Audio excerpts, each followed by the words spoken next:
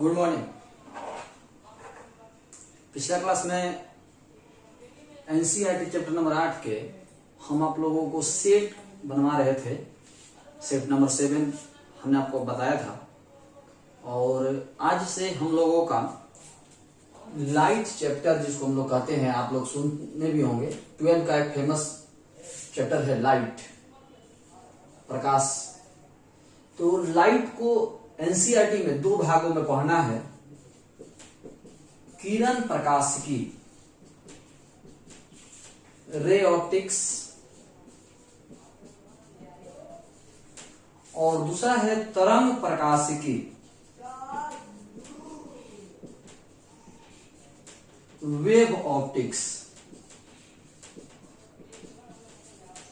किरण प्रकाशिकी, ray optics और तरंग प्रकाशिकी, वेव ऑप्टिक्स, ये आपका एनसीईआरटी चैप्टर नंबर 9 है और ये आपका एनसीईआरटी चैप्टर नंबर 10 है। ऐसे ये जो चैप्टर है, इसमें जो भी हम लोग को पढ़ना है, जो भी हम आपको पढ़ाएंगे, उसका मान के चलिए कि आप लोग 70% मैट्रिक में पढ़ चुके हैं। किरण प्रकाशिकी, ray optics, NCERT chapter number 9 में हम लोगों को जो भी पढ़ना है, उसका 70% आप लोग 8 क्लास और मैट्रिक क्लास में, यानी 8वां में और 10वां में आप लोग को पढ़ना है, पढ़ चुके होंगे। 30% ही आप लोगों को उससे अलग मिलेगा, बाकी सब वही पढ़ना है पहले से। वेव ऑप्टिक्स में जो पढ़ना है, ये आपके लिए कंप्लीट रूप से नया होगा। इसमें जो भी पढ़ना है वो सब आपके लिए नई होंगी, वो आप लोग पहले से नहीं जानते हैं। साथ ही साथ ये भी बता दें कि ये टफ होगा।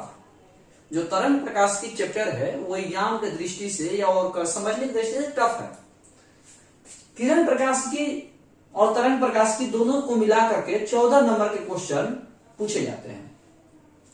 ये जेन्युइन बता रहे हैं, जेन्युइन मार्क्स 14 नंबर का है दोनों का, जिसमें से मान के चलिए कि लगभग 10 से 12 नंबर का क्वेश्चन केवल इस चैप्टर से आता है।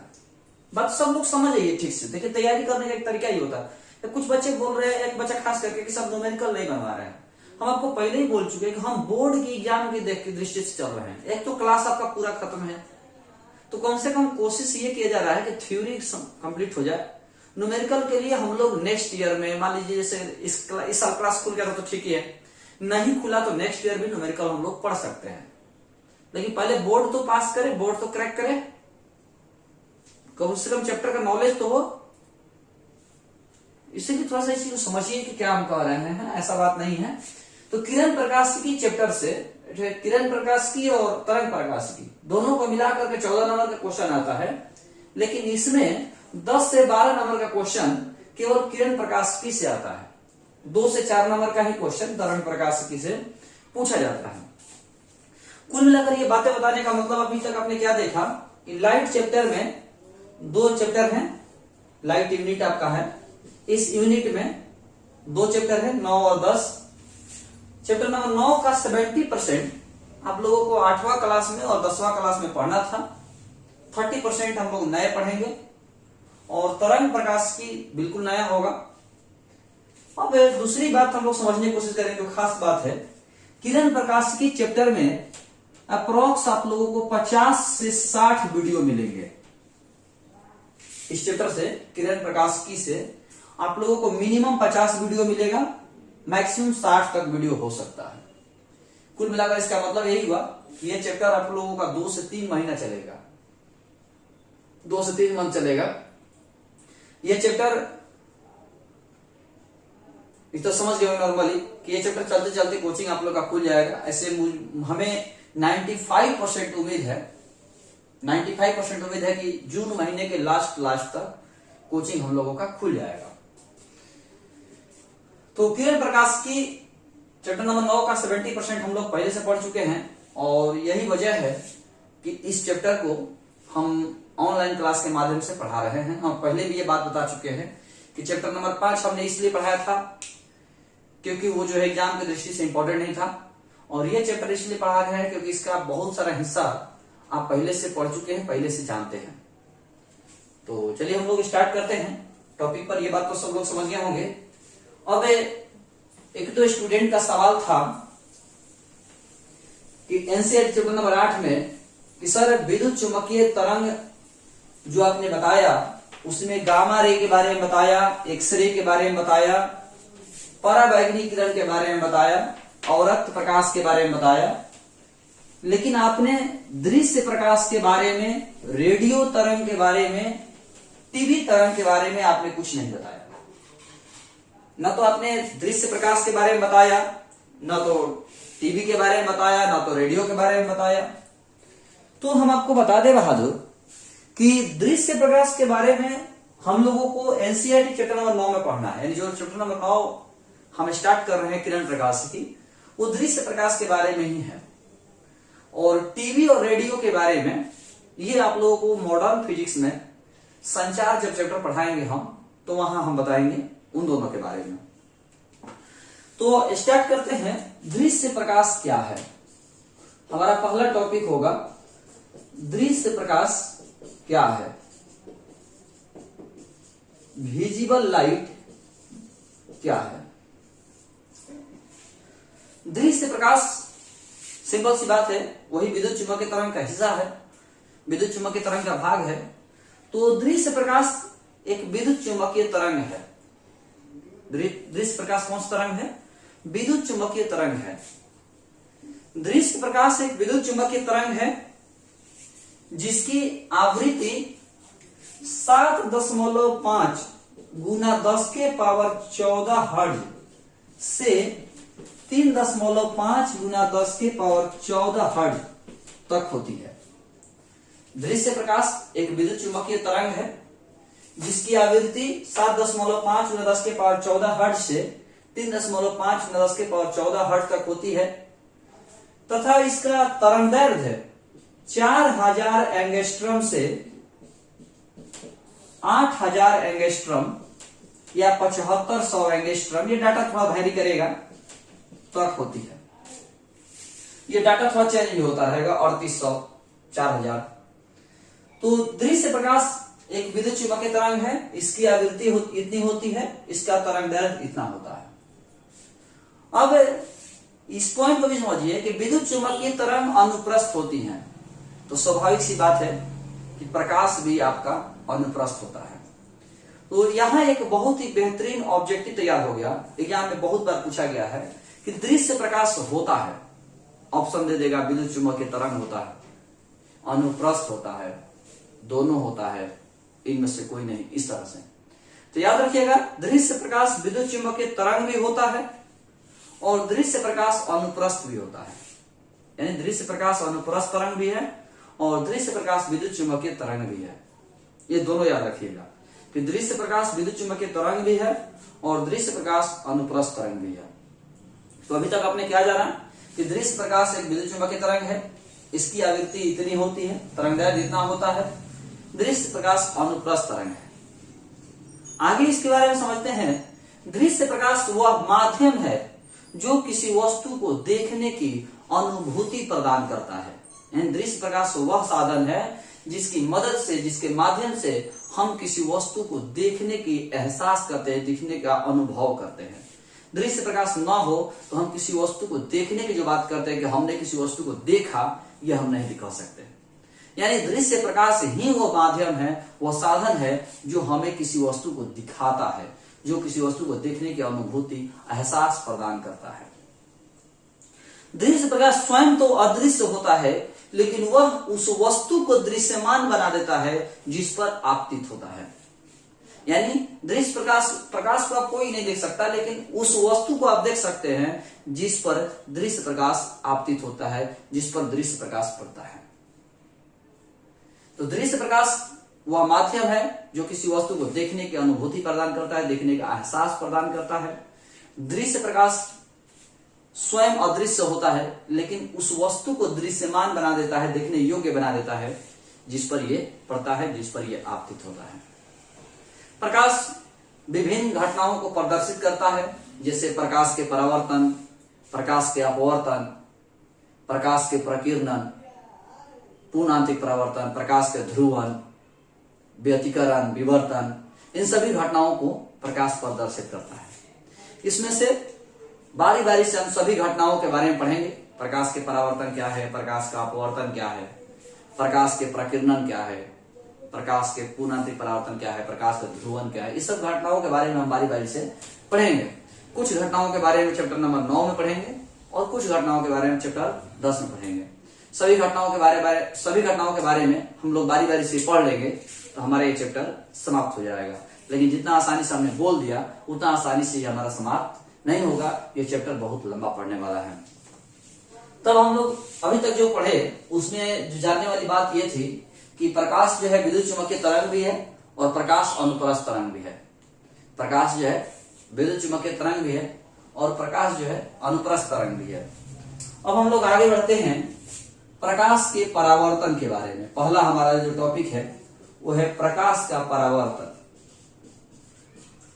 प्रकाश का परावर्तन, रिफ्लेक्शन ऑफ लाइट।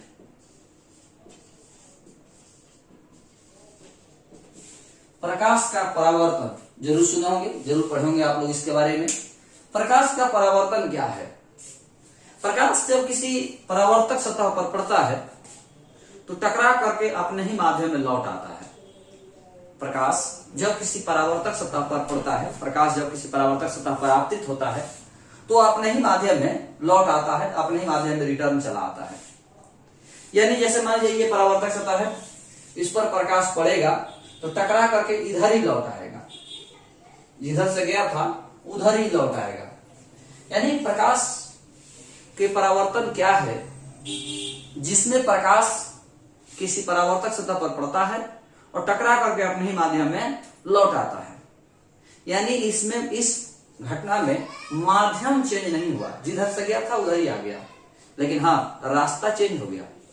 पहले इधर जा रहा था और इधर जा रहा है। फिर से बस समझिए, प्रकाश के परावर्तन में क्या होता है। जैसे ये परावर्तक सतह है तो प्रकाश इस पर पड़ा और टकरा करके इधर लौट आया, मतलब जिधर से गया था उधर ही चला आया, लेकिन रास्ता चेंज हो गया, पहले इधर था और इधर है। यानी प्रकाश के परावर्तन में माध्यम चेंज नहीं होता है, रास्ता चेंज हो जाता है।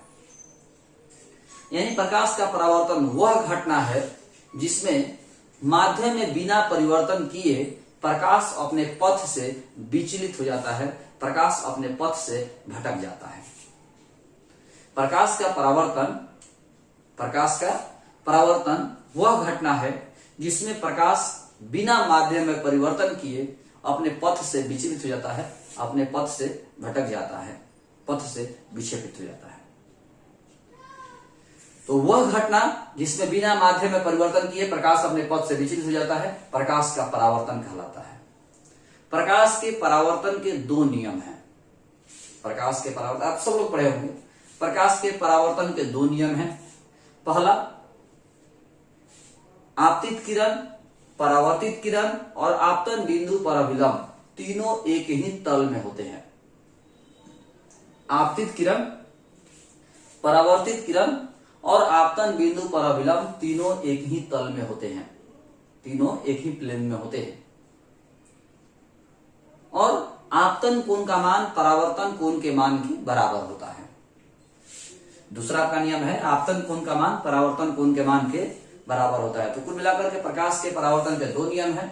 आपतित किरण, परावर्तित किरण और आपतन बिंदु पर अभिलंब तीनों एक ही तल में होते हैं। और दूसरा, आपतन कोण परावर्तन कोण के बराबर होता है। इस आधार पर यदि हम प्रकाश के परावर्तन का डायग्राम दिखाएं, इस आधार पर हम प्रकाश के परावर्तन का डायग्राम यदि खींचते हैं, यदि आपको डायग्राम दिखाते हैं तो किस तरह का होता है थोड़ा सा समझ लीजिएगा सब लोग। ऐसे हम आशा करते हैं सब लोग जानते होंगे, ऐसा कोई बात नहीं है। ये आपका परावर्तक सतह है। सब लोग ध्यान से समझिएगा जो लोग नए हैं। ये आपका परावर्तक सतह है।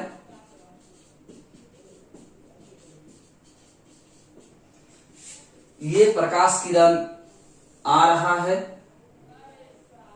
तो इसको हम आपतित किरण कहेंगे। आपतित किरण, कुछ लोग नोट्स बना रहे हैं, हम आप लोग सब लोगों से यही रिक्वेस्ट करेंगे कि कोशिश कीजिए कि वीडियो देख करके नोट्स बनाया जाए। बहुत से लोग दिमाग नहीं लगाना चाहते, डायरेक्ट नोट्स जो भेज देते हैं हम ना, उसको देख करके छाप लेते हैं। लेकिन हम उनसे यही कहेंगे कि आप वीडियो देख करके नोट्स बनाइएगा तो ज्यादा फायदा करेगा, क्योंकि वो नोट्स जो आप उतार रहे हैं वो आपने भी देखा होगा 2-3 साल पुराना स्टूडेंट का है, 2018-19 का है। तो आदमी आप नोट्स देख करके उतारिए। वही जो लोग नोट्स देखते हैं तो कहते हैं कि सर वीडियो में अलग बताते हैं, नोट्स में अलग है।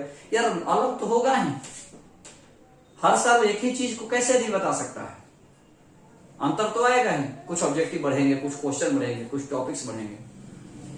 अब वीडियो देख करके बनाइए। वो तो कमजोर बच्चों के लिए है, जो कमजोर है, जिनको वीडियो देख करके बिल्कुल ही नोट समझ में नहीं आती, उनके लिए है। लेकिन आप वीडियो देख करके कोशिश कीजिए कि वीडियो देख करके नोट्स बनाया जाए। थोड़ा बहुत जो नोट्स भेजते हैं उससे हेल्प ले लीजिए आप। अब लाइन बाई लाइन देखकर छापिएगा तो आपकी मर्जी, अब हम क्या कर सकते हैं, यहां से रोक थोड़ी सकते हैं। तो ये आपतित किरण है, ये आपतित किरण है, इसको आपतन बिंदु कहते हैं। ये जो आप देख रहे हो ये आपतन बिंदु है, ये अभिलंब है, अभिलंब, ये परावर्तित किरण है,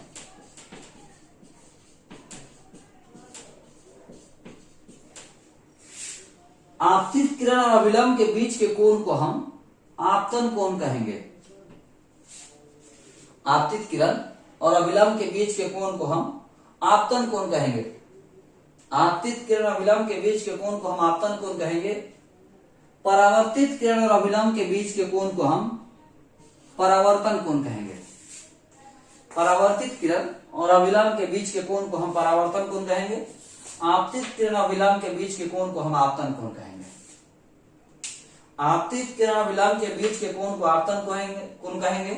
परावर्तित किरण और अभिलंब के बीच के कोण को हम परावर्तन कोण कहेंगे। ये आपका आपतन कोण हुआ। आपतन कोण को आई से सूचित करते हैं और परावर्तन कोण को हम आर से सूचित करते हैं। अब ये बार बार आपको बताया नहीं जाएगा, याद रखिएगा। अब हम बार बार आई और आर ही लिखेंगे, आप समझते रहिएगा कि किसके किसके बीच का ये कोण हुआ। तो कुल मिलाकर फिर से एक बार, बिना माध्यम में परिवर्तन किए प्रकाश का अपने पथ से विचलित होने की घटना प्रकाश का परावर्तन है।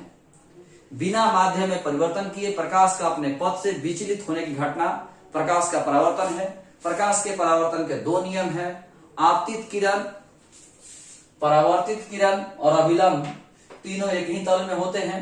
आपतन कोण का मान और परावर्तन कोण का मान दोनों बराबर होता है। ये हमारे प्रकाश के परावर्तन के दो नियम हैं। हम चाहेंगे कि आप लोग स्क्रीनशॉट ले करके इस फिगर को उतारिएगा। जब आप फिगर को उतारेंगे तो स्क्रीनशॉट ले करके फिगर को उतारिएगा। अब हम बात करने वाले हैं कि प्रकाश का परावर्तन दो प्रकार का होता है। प्रकाश का परावर्तन दो प्रकार का होता है। चलिए हम लोग प्रकाश के परावर्तन के प्रकार के बारे में बात करते हैं। प्रकाश के परावर्तन के प्रकार के बारे में बात करते हैं हम लोग कि प्रकाश के परावर्तन का प्रकार क्या होता है। तो प्रकाश के परावर्तन दो प्रकार के होते हैं। प्रकाश के परावर्तन दो प्रकार के होते हैं। पहला नियमित परावर्तन। नियमित परावर्तन, इसको रेगुलर रिफ्लेक्शन कहते हैं। नाम से स्पष्ट है, नियमित का मतलब जो नियम से चलता है, और दूसरा है अनियमित परावर्तन, जो नियम से नहीं चलता है, इरेगुलर रिफ्लेक्शन। नियमित परावर्तन का मतलब जो नियम से चलता है, और अनियमित के परावर्तन का मतलब होता है जो नियम से नहीं चलता है। तो बहादुर, वह प्रकाश का परावर्तन जिसमें परावर्तन के नियमों का पालन होता है, जो नियम से चलता है, तो वह प्रकाश का परावर्तन जिसमें परावर्तन के नियमों का पालन होता है वो नियमित परावर्तन है। और जिस प्रकाश परावर्तन में परावर्तन के नियमों का पालन नहीं होता है वो अनियमित परावर्तन है। वह प्रकाश का परावर्तन जिसमें परावर्तन के नियमों का पालन नहीं होता है, परावर्तन नियमों का पालन होता है वो नियमित परावर्तन है, और जिस प्रकाश के परावर्तन में परावर्तन के नियमों का पालन नहीं होता है वो अनियमित परावर्तन है। तो सिंपल सी बात है, चूंकि इसमें परावर्तन के नियम का पालन होता है मतलब इसमें आपतन कोण परावर्तन कोण के बराबर होगा और इसमें आपतन कोण परावर्तन कोण के बराबर नहीं होगा। नियमित परावर्तन की खास बात यह भी है कि नियमित परावर्तन में आपतित प्रकाश किरण परावर्तन के बाद एक ही दिशा में जाती है, एक निश्चित दिशा में जाती है। नियमित परावर्तन में आपतित प्रकाश किरण परावर्तन के बाद एक निश्चित दिशा में जाती है, एक निश्चित कोण पर जाती है। यानी 50 डिग्री पर आया है तो 50 डिग्री पर जाएगा, 70 डिग्री पर आया है तो 70 डिग्री पर ही जाएगा। यानी आपतित प्रकाश किरण परावर्तन के बाद एक निश्चित दिशा में जाती है। लेकिन अनियमित परावर्तन में आपतित प्रकाश किरण परावर्तन के बाद सभी दिशाओं में जाती है। अनियमित परावर्तन में आपतित प्रकाश किरण परावर्तन के बाद सभी दिशाओं में जाती है, लेकिन नियमित परावर्तन में ऐसा नहीं होता। नियमित परावर्तन में आपतित प्रकाश किरण परावर्तन के बाद एक निश्चित दिशा में जाती है। नियमित परावर्तन का उदाहरण है दर्पण से परावर्तन। हम लोग बचपन में शीशा, जिसको हम लोग आईना कहते हैं, किसी किसी को चमकाते थे चेहरा पर, हम लोग ऐसे ऐसे करके चमकाते थे, तो वही दर्पण से परावर्तन। नियमित परावर्तन की खास बात यह है कि यदि किसी जगह से प्रकाश परावर्तन होकर के हमारे चेहरे पर आ रहा है तो केवल हम ही को चमकेगा, मेरे बगल वाले को नहीं चमकेगा, क्योंकि वो जो निश्चित दिशा है, जो खास कोण है, उस कोण पर हम ही खड़े हैं, ये नहीं खड़े हैं। फिर से एक बार, नियमित परावर्तन में परावर्तन के सभी नियम का पालन होता है। नियमित परावर्तन में आपतित प्रकाश किरण परावर्तन के बाद एक निश्चित दिशा में जाती है। नियमित परावर्तन का उदाहरण है दर्पण से परावर्तन। नियमित परावर्तन को ही हम लोग बुक में अध्ययन करते हैं। इसके आगे जब भी हम लोग परावर्तन वर्ड की बात करेंगे, जब भी हम लोग प्रकाश का परावर्तन पढ़ेंगे तो समझ लीजिएगा कि हम नियमित परावर्तन ही पढ़ रहे हैं। अनियमित परावर्तन केवल यही भर है, इसके आगे हम लोगों को अनियमित परावर्तन नहीं है। जहां भी हम लोग दर्पण से परावर्तन, शीशा से परावर्तन, प्रकाश का परावर्तन वर्ड कहेंगे तो समझ लीजिएगा कि नियमित परावर्तन की ही हम बात कर रहे हैं। अनियमित परावर्तन में परावर्तन के नियमों का पालन नहीं किया जाता है। अनियमित परावर्तन में परावर्तन के नियमों का पालन नहीं किया जाता है।